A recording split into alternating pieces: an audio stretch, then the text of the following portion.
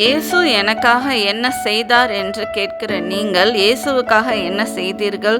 உங்களுக்கு நல்ல குடும்பத்தை கொடுத்திருக்கிறார், நல்ல படிப்பை கொடுத்திருக்கிறார், நல்ல வேலையை கொடுத்திருக்கிறார், நல்ல பலத்தை கொடுத்திருக்கிறார், உங்களுக்கு தேவையான எல்லாவற்றையும் கொடுத்திருக்கிறார். ஆனாலும் எனக்கு இந்த ஆசீர்வாதம் இல்லை, எனக்கு அந்த ஆசீர்வாதம் இல்லை என்று ஆசீர்வாதத்தை மட்டும் தேடுகிறீர்களே, அப்போ ஆசீர்வாதத்துக்காக தான் இயேசுவை தேடுகிறீர்களா?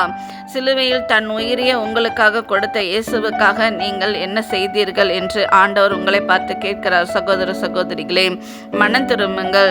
நீங்கள் ஆண்டவருக்காக ஏதாவது செய்தால் உங்களுக்கு தானாகவே ஆசீர்வாதம் கிடைக்கும். அதனால் ஆசீர்வாதத்தை தேடி ஓடி போகாதீங்க. ஆசீர்வாதம் உங்களுக்கு இலவசமாக நான் தருவேன்னு சொல்றாரு ஆண்டவருக்கு.